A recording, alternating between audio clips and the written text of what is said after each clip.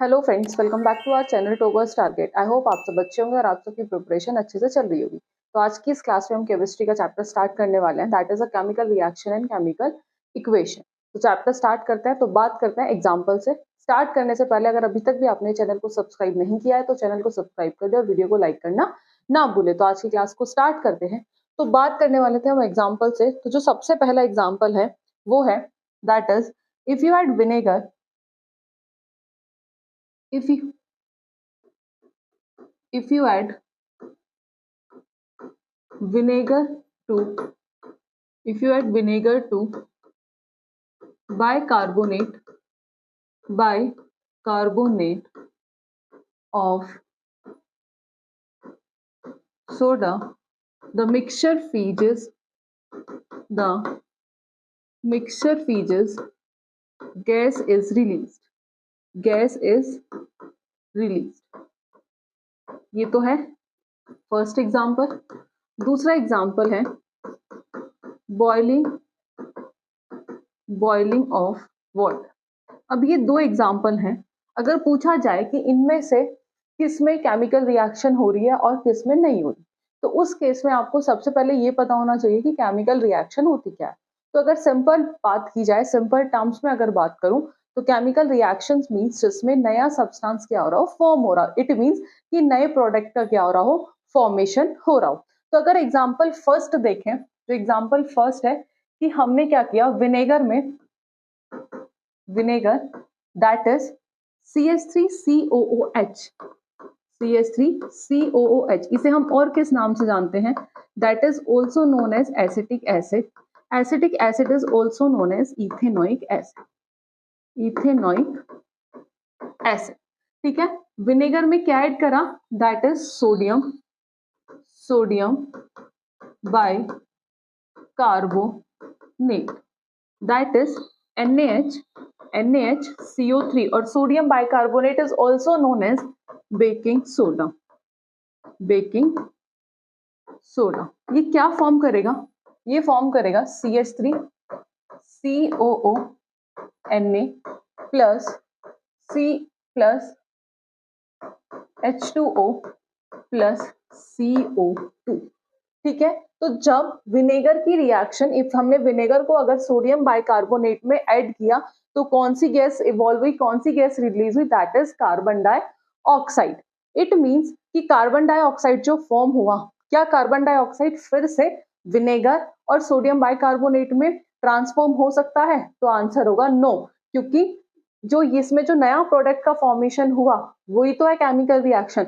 और chemical reaction में एक बार जो प्रोडक्ट बन गया वो फिर से ओरिजिनल प्रोडक्ट में ट्रांसफॉर्म नहीं होता। इट मींस कि ये जो रिएक्शन होती है केमिकल रिएक्शन, ये कैसी होती है, ये इरिवर्सिबल है। कैसी है ये, इरिवर्सिबल। वही जो दूसरा एग्जांपल था that is boiling of water. और बॉइलिंग ऑफ वाटर क्या होता है, फिजिकल चेंज। फिजिकल चेंज मतलब कोई नया सब्सटेंस फॉर्म नहीं हो रहा, और ये जो फिजिकल चेंज होता है ये कैसा होता है, रिवर्सिबल होता है। बट जो केमिकल रिएक्शन है that is a chemical change, और केमिकल चेंज मतलब नए सब्सटेंस का फॉर्मेशन। नए सब्सटेंस का फॉर्मेशन मतलब इरिवर्सिबल। अगर एक बार प्रोडक्ट बन गया वो फिर से रिएक्टेंट में ट्रांसफॉर्म नहीं होगा। तो लेट्स सी कि केमिकल रिएक्शन है क्या। तो केमिकल रिएक्शन क्या है, एक तरह का ऐसा चेंज है जिसमें एक या उससे ज्यादा सब्सटेंस, या फिर कह सकते हैं कि वन और मोर रिएक्टेंट एक दूसरे के साथ रिएक्ट करते हैं और फॉर्म करते हैं नया सब्सटेंस, जो जिसकी प्रॉपर्टी क्या होती है, डिफरेंट होती है। उसे ही हम क्या कहते हैं, that is known as chemical reaction. कि केमिकल रिएक्शन एक ऐसा चेंज जिसमें एक या उससे ज्यादा सब्सटेंस एक दूसरे के साथ रिएक्ट करते हैं और एक नए प्रोडक्ट का फॉर्मेशन करते हैं, उसे हम क्या कहते हैं, that is known as chemical reaction. ठीक है। रिएक्टिंग स्पीसीज की, जो रिएक्टिंग स्पीसीज है उन्हें हम क्या कहते हैं, that is known as reactant. और जो नई स्पीस फॉर्म हो रही है, न्यू स्पीसीज जो फॉर्म हो रही है, जो रिजल्ट है यानी कि जो प्रोडक्ट फॉर्म हो रहा है, उसे हम क्या कहते हैं रिएक्शन के अंदर, that is known as product. Let understand with the help of example.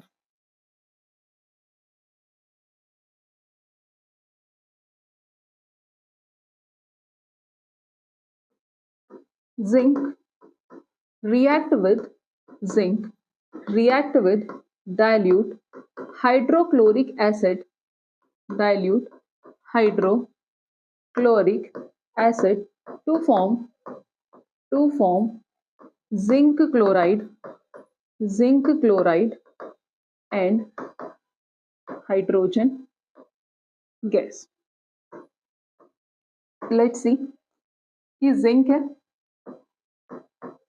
ठीक है, वो रिएक्ट कर रहा है किसके साथ, HCl के साथ, dilute HCl, it will form ZnCl2 plus H2, ठीक है। तो कौन सी गैस रिलीज हुई है इस केस में, हाइड्रोजन गैस। अब क्या है, ये जो रिएक्शन होती है ये कॉनिकल फ्लास्क में होती है। क्या कैसे कर सकते हैं इस रिएक्शन को, हमने कॉनिकल फ्लास्क लिया, उसमें हमने जिंक ग्रेन्यूल्स डाले और डाइल्यूट क्या डाला, HCl डाला, तो क्या होगा, रिएक्शन होगी उसके अंदर और हाइड्रोजन गैस क्या होगी, रिलीज होगी। अब अगर हम उस कॉनिकल फ्लास्क को टच करके देखेंगे तो वो कैसा होगा, वो जो कॉनिकल फ्लास्क होगा वो कैसा होगा, हॉट होगा। इट मीन्स कि जो रिएक्शन के टाइम पे क्या हो रहा है, टेम्परेचर जो हो रहा है वो क्या हो रहा है, इंक्रीज हो रहा है, टेम्परेचर जो हो रहा है इंक्रीज हो रहा है। तो by the help of this method ये पता लगा सकते हैं हम कि किसके अंदर, इसके थ्रू, इस ऑब्जर्वेशन के थ्रू ये पता लगाया गया कि किसके अंदर केमिकल रिएक्शन हो रही है और किसके अंदर नहीं हो रही। अब वो कैसे पता चला, तो अगर टेम्परेचर में चेंज आया, जैसे यहाँ पर टेम्परेचर इंक्रीज हुआ, टेम्परेचर में चेंज आया तो इट मीन्स केमिकल रिएक्शन हो रही है, ठीक है। अब स्टेट में चेंज आना इट मीन्स केमिकल रिएक्शन हो रही है, कलर में चेंज होना इट मीन्स केमिकल रिएक्शन हो रही है। तो ये थी कुछ कैरेक्टरिस्टिक्स जिनसे हमें पता चलता है कि किसके अंदर केमिकल रिएक्शन हो रही है और किसके अंदर नहीं हो रही, ठीक है। तो अगर बात करें Zn और HCl, ये दोनों क्या है, ये दोनों है रिएक्टेंट, दैट इज रिएक्टेंट, और ZnCl2 और H2 क्या है, ये क्या है, ये है प्रोडक्ट। और आई होप आपको ये क्लियर हुआ होगा कि रिएक्टेंट क्या है और प्रोडक्ट क्या है। After that another example is 2Na plus 2H2O, ये क्या है, that is reactant, 2NaOH plus H2 ये क्या है, प्रोडक्ट है। तो जो रिएक्टिंग स्पीसीज होती हैं उन्हें हम क्या कहते हैं, उन्हें हम रिएक्टेंट कहते हैं, और जो नई स्पीसीज फॉर्म हुई है उसे हम क्या कहते हैं, that is known as product. After that identification of chemical reaction. तो अभी जो डिस्कस किया था कि स्टेट में चेंज आना, कि सॉलिड से लिक्विड, लिक्विड से गैस, यानी कि उसकी स्टेट में चेंजेस आना, it means chemical reaction occur, chemical reaction अकर, ठीक है। प्रेसिपिटेट का फॉर्मेशन होना यानी कि पीपीटी का फॉर्मेशन होना, इट मींस केमिकल रिएक्शन हो रही है। Evolution of gas, it means chemical reaction हो रही है। कलर में चेंज आना, it means chemical reaction occur. Temperature increase होना, it means chemical reaction occur. तो ये कुछ आइडेंटिफिकेशन है केमिकल रिएक्शन से जिनसे हम पता कर सकते हैं कि किसके अंदर केमिकल रिएक्शन हो रही है और किसके अंदर नहीं हो रही है। आफ्टर दैट ये किसका कॉन्सेप्ट था कि केमिकल रिएक्शन क्या है, रिएक्टेंट क्या है, प्रोडक्ट क्या है, कैसे हम उसका पता कर सकते हैं, क्या आइडेंटिफिकेशन है केमिकल रिएक्शंस के। आफ्टर दैट अगर बात करें तो जनरली हमने दो टाइप्स के चेंजेस स्टार्टिंग में ही डिस्कस किए थे, एक होता है फिजिकल चेंज और दूसरा होता है केमिकल चेंज। जो फिजिकल चेंज होता है इसमें कोई नया सब्सटेंस का फॉर्म नहीं होता, no new substance are form, इसमें कोई नया सब्सटेंस फॉर्म नहीं होता। और ये चेंज कैसा होता है, ये रिवर्सिबल है। ये कैसा चेंज है, ये रिवर्सिबल चेंज है। बट केमिकल चेंज में क्या होता है, new substance form, new substance form, और ये कैसा चेंज है, ये इरिवर्सिबल है, ये इरिवर्सिबल है। ये फिर से एक बार प्रोडक्ट बन गया वो फिर से रिएक्टेंट में ट्रांसफॉर्म नहीं होगा। अगर आपको दिख रहा होगा that is a formation of curd, और फॉर्मेशन ऑफ कर्ड क्या है, एक केमिकल चेंज है। Rusting of iron, rusting of iron किसका एग्जांपल है, केमिकल चेंज, इट मींस किसका एग्जांपल है, केमिकल रिएक्शंस का। कुकिंग ऑफ फूड ये भी क्या है, that is a chemical change. Let's see the difference between physical change और केमिकल चेंज। तो जो फिजिकल चेंज होता है वो कैसा होता है, टेम्परेरी होता है। रिवर्सिबल है तो कैसा है, टेम्परेरी है। केमिकल चेंज कैसा होता है, परमानेंट होता है, एक बार हो गया तो फिर से रिवर्स नहीं होगा, इट मींस कैसा है, इरिवर्सिबल है। इसमें नो न्यू सब्सटेंसेस फॉर्म, इसमें कोई नए सब्सटेंस का फॉर्मेशन नहीं होता है। But in chemical change new substance are form, नया सब्सटेंस फॉर्म होता है। तो there is a change only in physical property, तो सिर्फ किसमें चेंजेस आते हैं, फिजिकल प्रॉपर्टीज में चेंजेस आते हैं। बट अगर बात करें केमिकल चेंज की तो जब नया सब्सटेंस बनता है तो उसकी फिजिकल और केमिकल प्रॉपर्टीज क्या होती है, डिफरेंट होती है। Changes can be reverse bye simple physical method, जैसा कि बताया था क्या है, ये रिवर्सिबल है और ये इरिवर्सिबल है। इसमें एनर्जी मे और मे नॉट बी रिलीज और absorb, but in case of chemical change energy is release और absorb during a chemical change, कि जब केमिकल चेंज है तो एनर्जी रिलीज भी होगी और वो एब्जॉर्ब भी होगी। तो that is a difference between physical change and chemical change. I hope आपको क्लियर हुआ होगा। आफ्टर दैट कुछ कैरेक्टरिस्टिक्स हैं केमिकल चेंजेस की। तो new substance are produced during a chemical reaction, I think, is that clear? Changes in energy are involve, obvious है।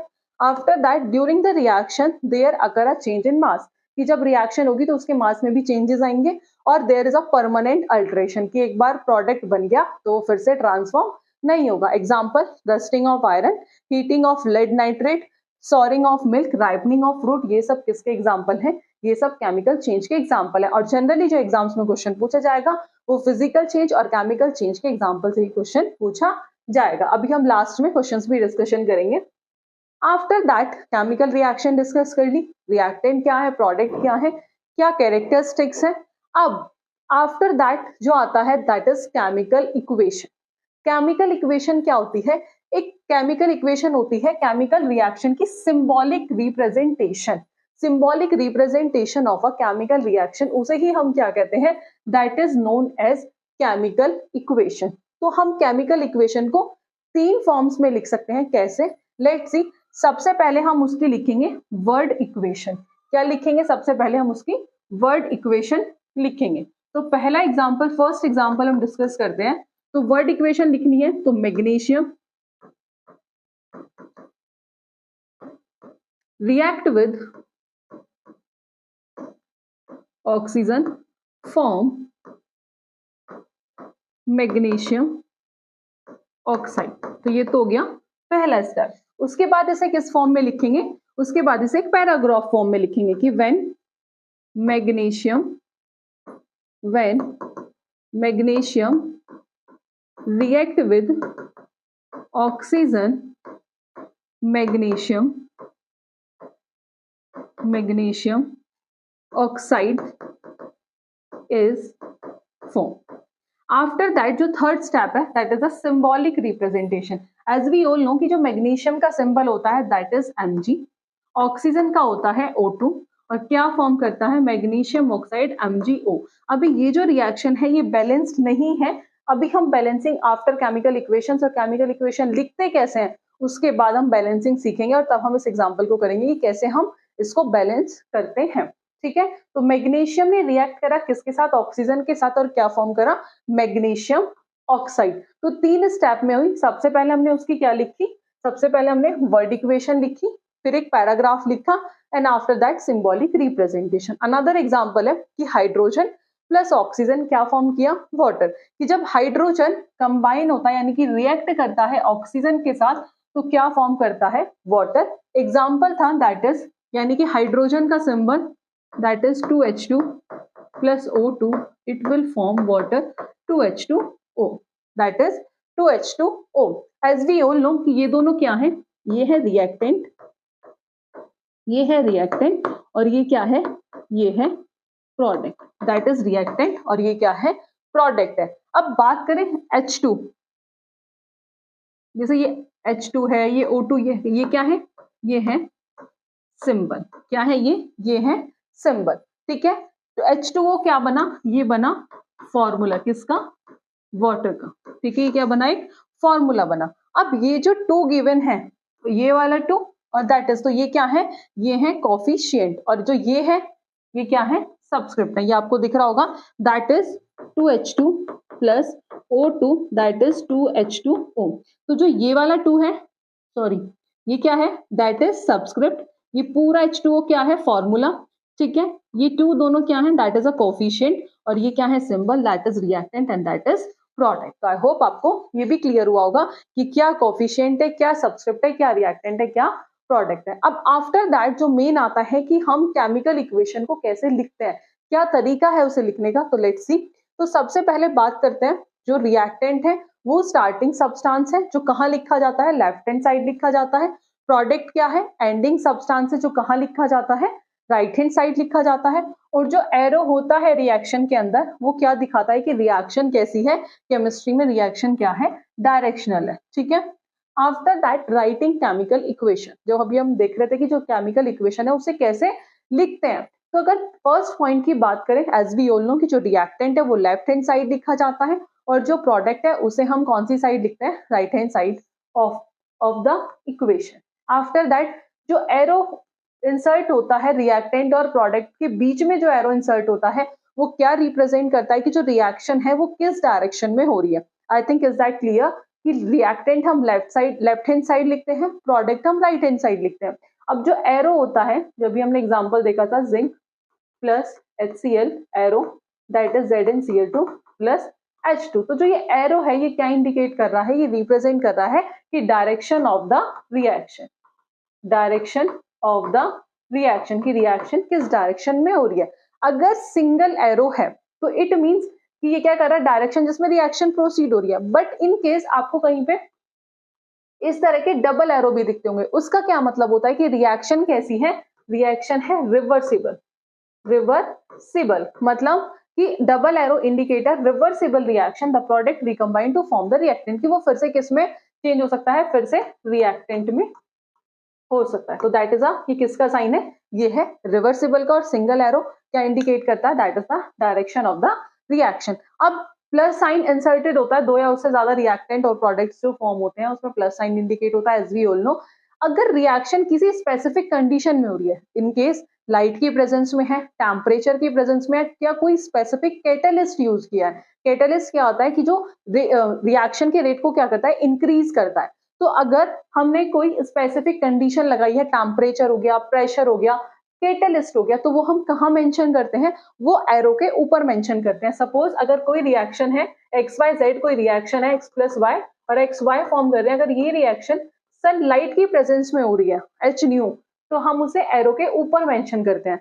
Suppose अगर heat के प्रेजेंस में हो रही है तो उस पर हम ऊपर एरो के ऊपर क्या कर देंगे, हीट का सिंबल मेंशन कर देंगे। तो वो जो कंडीशन मेंशन करेंगे वो हम एरो के ऊपर करेंगे। After that chemical equation can be made more informative, ये अभी हम देखेंगे एट लास्ट कि हम कैसे केमिकल इक्वेशन को ज्यादा इंफॉर्मेटिव बना सकते हैं। बट कुछ है कि हम कैसे, हम उनकी फिजिकल स्टेट लिख के, जैसे सपोज Zn था तो जिंक क्या था, जिंक एक सॉलिड था, ठीक है। HCl क्या है, लिक्विड है, ZnCl2 एक्वस, तो उसकी फिजिकल स्टेट लिख के हम क्या कर सकते हैं, रिएक्शन को और ज्यादा इंफॉर्मेटिव बना सकते हैं। आफ्टर दैट अगर gas is liberated as a product, जैसा कि हमने फर्स्ट एग्जांपल में भी देखा था कि विनेगर में जब सोडियम बाइकार्बोनेट ऐड किया तो CH3CON ने H2 और कार्बन डाइऑक्साइड, तो जब गैस लिबरेट हो रही है एज अ प्रोडक्ट तो उसे हम किस एरो से दिखाएंगे, तो जो एरो होगा वो उसका जो पॉइंट होगा वो किस साइड होगा, वो ऊपर की साइड होगा। बट अगर प्रेसिपिटेट फॉर्म होगा, अगर प्रेसिपिटेट फॉर्म होगा तो एरो होगा डाउनवर्ड। तो ये था कुछ टर्म्स, ये थे कुछ पॉइंट्स कि जिनसे हम केमिकल इक्वेशन को क्या कर सकते हैं, लिख सकते हैं और रिप्रेजेंट कर सकते हैं। तो ये कुछ मेथड है जिन्हें हमें आइडिया लगता है कि कैसे हम केमिकल इक्वेशन को लिखते हैं, और ये आपको पता होना जरूरी है। आफ्टर दैट मेन जहां से क्वेश्चन आते हैं, दैट इज द बैलेंसिंग और balancing the chemical equation. Simple बात करें बैलेंसिंग यानी कि कैसे बैलेंसिंग, हम केमिकल इक्वेशन को कैसे बैलेंस करेंगे। तो बैलेंसिंग के लिए जो सबसे इंपॉर्टेंट आता है सिंपल, कि जो LHS है, जो हम मैथ्स में भी पढ़ते हैं, लेफ्ट हैंड साइड किसके इक्वल होनी चाहिए, राइट हैंड साइड की। अब लेफ्ट हैंड साइड कौन होते हैं, रिएक्टेंट, और राइट हैंड साइड कौन होते हैं, तो राइट हैंड साइड कौन होते हैं, प्रोडक्ट। यानी कि रिएक्टेंट जो है वो प्रोडक्ट के क्या होने चाहिए, इक्वल होने चाहिए, तब आपकी रिएक्शन क्या होगी, बैलेंस्ड होगी। तो that is a balance chemical equation is that in which total number of atoms of each element, total number of atoms हर एक एलिमेंट में इक्वल होंगे दोनों साइड, तब रिएक्शन क्या होगी, बैलेंस होगी। Let understand with the help of example, फिर उसके करेक्टली एक ऑर्डर देखेंगे कि कैसे हम बैलेंस करते हैं। तो हम यही एग्जांपल डिस्कस कर लेते हैं, इसी से देख लेते हैं। ये मैग्नीशियम है, ऑक्सीजन है, क्या फॉर्म करा, मैग्नीशियम ऑक्साइड, क्या फॉर्म किया, मैग्नीशियम ऑक्साइड। अब ये दोनों क्या है, रिएक्टेंट है, ये प्रोडक्ट है। लेट्स सी, मैग्नीशियम और ऑक्सीजन हमने यहाँ मेंशन कर लिया, ये रिएक्टेंट है, ये प्रोडक्ट है। अब जो रिएक्टेंट साइड है तो मैग्नीशियम कितने हैं, सबको क्लियर दिख रहा होगा, ये कितने हैं, 1 है, ठीक है। ऑक्सीजन कितने हैं, यहाँ ऑक्सीजन कितने हैं, 2 है, ठीक है। आफ्टर दैट यहाँ मैग्नीशियम कितने हैं 1 है और यहाँ ऑक्सीजन कितने हैं 1। ठीक है, अब हमें इन्हें क्या करना है, इसे हमें बैलेंस करना है। अब इसे बैलेंस कैसे करें, अगर सपोज मैं यहाँ दोनों साइड 2 की मल्टीप्लाई कर दूं, अगर यहाँ दोनों साइड 2 की मल्टीप्लाई कर दूं तो ये भी क्या आ गया 2 और ये भी क्या आ गया 2, तो ये हो जाएगा Mg plus O2 that is 2MgO। क्या फॉर्म हुआ 2MgO। लेट्स सी, फिर से ये रिएक्टेंट है, यहाँ मैग्नीशियम कितने हैं 1, ये भी रिएक्टेंट है, यहाँ ऑक्सीजन कितने हैं, यहाँ ऑक्सीजन है 2, ये मैग्नीशियम है, ये कितने हैं, ये है 2 और ऑक्सीजन भी कितने हैं, ऑक्सीजन भी हो गए 2 बट फिर भी ये अनबैलेंस है। अब इसे बैलेंस करने के लिए अगर मैं यहाँ फिर से 1 into 2 की मल्टीप्लाई कर दूं तो ये कितना आ गया दैट इज 2। क्या ये रिएक्शन अब बैलेंस है, लेट्स सी। अब ये रिएक्शन बैलेंस है कैसे, तो मैग्नीशियम कितने हो गए दैट इज 2, ऑक्सीजन कितने हैं 2, ठीक है, यहाँ मैग्नीशियम कितने हैं 2 और ऑक्सीजन कितने हैं 4, तो टोटल कितने हो गए 4 तो यानी कि LHS किसके इक्वल आ गया RHS के, तो left hand side is equal to right hand side. और ये किसका एग्जाम्पल था, कैसे हम रिएक्शन को क्या कर सकते हैं बैलेंस कर सकते हैं, और ये सबसे सिंपल एग्जाम्पल था। एक और एग्जाम्पल देख लेते हैं,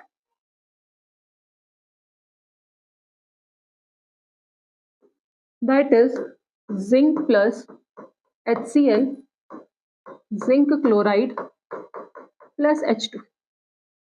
सिंपल, फिर से देखते हैं, जिंक कितने 1, hydrogen 1, chlorine 1। I think is that clear. Zinc कितने हैं 1, क्लोरीन कितने हैं 2 और हाइड्रोजन कितने हैं 2। आफ्टर दैट अब आपको दिख रहा होगा कि ये जिंक भी 1 है, H भी, हाइड्रोजन भी 1 है, क्लोरीन भी 1 है। बट इन केस यहाँ पे क्लोरीन कितने हैं 2, यहाँ पे कितने हैं हाइड्रोजन 2, बट यहाँ क्या है, अब ये कैसी रिएक्शन है, ये है अनबैलेंस, ये कैसी है अनबैलेंस। अब इसे क्या करना है बैलेंस करना है, कैसे करेंगे let's see, that is Zn plus HCl ZnCl2 plus H2। ठीक है, अगर मैं यहाँ 2 की मल्टीप्लाई कर दूं तो ये क्या हो जाएगा, जिंक कितने 1, हाइड्रोजन कितने 2, क्लोरीन भी कितने 2, यहाँ जिंक कितने 1, क्लोरीन कितने 2 और हाइड्रोजन कितने 2। क्या ये रिएक्शन बैलेंस है, यस ये रिएक्शन क्या हो गई बैलेंस्ड हो गई। तो इट मींस LHS किसके इक्वल हो गया RHS के, यानी कि कह सकते हैं रिएक्टेंट किसके इक्वल आ गया, रिएक्टेंट इक्वल हो गया किसके प्रोडक्ट के, किसके इक्वल हो गया रिएक्टेंट प्रोडक्ट के। तो लेट्स सी, रिएक्टेंट में एक बार फिर से Zn हाइड्रोजन क्लोरीन, जिंक कितने हैं 1, हाइड्रोजन कितने 2, क्लोरीन कितने हैं 2।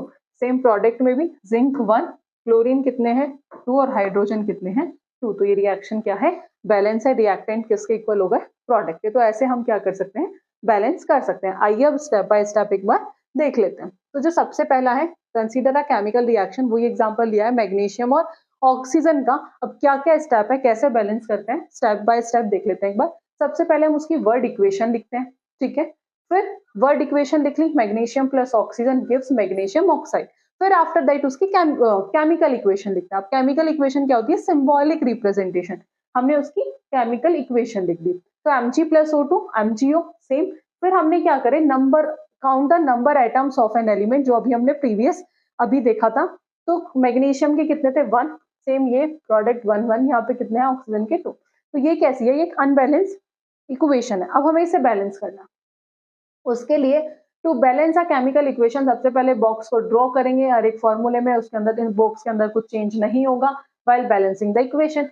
फिर अब इनमें से क्या चूज करें, तो हमें क्या करना है, चूज अ रिएक्टेंट और अ प्रोडक्ट। या तो हम रिएक्टेंट चूज करेंगे या प्रोडक्ट चूज करेंगे, बट जिसके पास क्या होंगे मैक्सिमम नंबर ऑफ एटम्स होंगे वो हम चूज करेंगे। तो इस कंपाउंड में जो हमने चूज करा है वो है मैग्नीशियम ऑक्साइड। क्यों, क्योंकि इसके पास क्या है मैक्सिमम नंबर ऑफ एटम्स है। तो इन दिस केस इसे बैलेंस करने के लिए to balance the oxygen atom let us multiply magnesium oxide by molecule by 2। फिर उसे क्या कर देंगे 2 से मल्टीप्लाई कर देंगे on the right hand side, और equation can be now represented as 2 से मल्टीप्लाई कर दिया तो ये क्या आ गया 2MgO, 1 into 2 2, 1 into 2 तो ये क्या आ गया 2MgO। फिर भी रिएक्शन कैसी है, अभी जो केमिकल इक्वेशन है सॉरी वो कैसी है अनबैलेंस्ड है। उसे बैलेंस करना है क्योंकि यहाँ रिएक्टेंट में मैग्नीशियम कितने हैं 1 और ऑक्सीजन कितने हैं 2 और यहाँ कितने हैं 2 और 2। तो अब ऐसा क्या करें कि जो ये रिएक्शन बैलेंस हो जाए। अगर मैं यहाँ 2 की मल्टीप्लाई कर दूं तो यहाँ सब क्या हो जाएगा 2 और 2, तो उसके बाद क्या हो जाएगी ये रिएक्शन बैलेंस्ड हो जाएगी। और ये हम पहले भी डिस्कस कर चुके थे। तो बैलेंसिंग के लिए number of atom of each element of reactant is equal to number of atom each element of a product, कि जितने नंबर ऑफ एटम्स हर एक एलिमेंट्स में, जितने भी रिएक्टेंट्स में एलिमेंट्स में नंबर ऑफ एटम्स हैं वो क्या होने चाहिए, वो इसके प्रोडक्ट के इक्वल होने चाहिए। सिंपल ध्यान रखना, एलएचएस और एचएस के इक्वल आनी चाहिए, रिएक्टेंट प्रोडक्ट के इक्वल आनी चाहिए, तब आपकी रिएक्शन क्या होगी, बैलेंस्ड होगी। आफ्टर दैट स्पेसिफिक कंडीशंस हम एरो के ऊपर मेंशन करते हैं, जब रिएक्शन हीट की प्रेजेंस में हो रही हो, लाइट की प्रेजेंस में हो रही हो, वो हम देख चुके थे। यूजिंग दीज स्टेप हम क्या कर सकते हैं, किसी भी केमिकल इक्वेशन को बैलेंस कर सकते हैं। ठीक है, अब कैसे हम इक्वेशन को इन्फॉर्मेटिव, वो हमने देख लिया था। एक बार फिर से बस इस चार्ट्स के थ्रू सॉलिड, उसकी फिजिकल स्टेट हम लिख सकते हैं। रिप्रेजेंट करने का तरीका ये होगा, लिक्विड एल, ठीक है, गैसियस को हम किससे, कि अगर इवोल्यूशन ऑफ गैस है और जो एरो हम किस साइड लगाते हैं वो हम लगाते हैं अपवर्ड।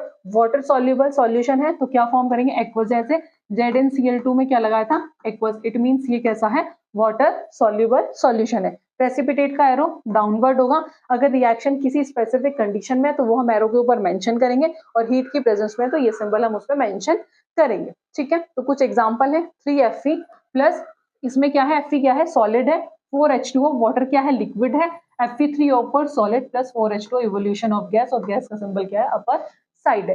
तो ये कुछ तरीका है जो हमें, ये एक सही तरीका है जिसमें हमें केमिकल इक्वेशन लिखनी चाहिए।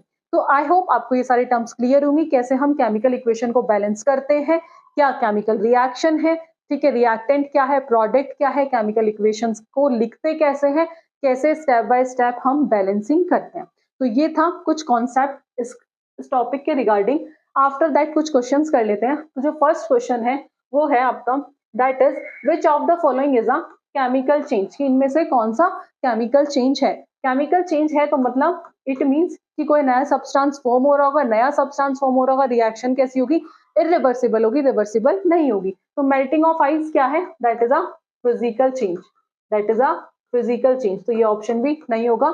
डिसॉल्विंग शुगर इन वाटर, ये भी क्या है, फिजिकल चेंज है, ये भी नहीं है। Boiling water, that is also a physical change, ये भी नहीं है। रस्टिंग ऑफ आयरन, तो rusting of iron is an example of chemical change, तो जो डी ऑप्शन होगा that is the correct answer. Next question, in a chemical reaction the substance present before the reaction start are called, कि chemical reactions में जो substance reaction के present before the reaction start, कि reaction start होने से पहले जो present होता है उसे हम कहते हैं that is known as reactant, ठीक है, that is known as reactant। next question है, when magnesium ribbon is burned in the air the product form is magnesium oxide, ये अभी हमने देखा था, magnesium plus O2 it will form magnesium oxide MgO, तो first option क्या होगा, that is the correct answer. Last question है, वो है the balance chemical equation for the reactions between hydrogen and oxygen to form water is, इसमें बतानी है कि कौन सी इक्वेशन बैलेंस है। ये क्वेश्चन आप खुद सॉल्व करोगे, इसका आंसर आप हमें कमेंट बॉक्स में बताएंगे। आफ्टर दैट नेक्स्ट क्लास में जो हम डिस्कस करेंगे वो करेंगे टाइप्स ऑफ केमिकल रिएक्शंस। तो आई होप आपको आज का सेशन पसंद आया होगा। फर्दर ऐसी क्लास के लिए आप हमारे साथ जुड़े रहिएगा। अगर आपका कोई भी डाउट या क्वेरी है तो आप कमेंट बॉक्स में जुड़ सकते हैं। तो आज की क्लास में इतना ही, मिलते हैं नेक्स्ट वीडियो में नेक्स्ट टॉपिक के साथ। Thank you.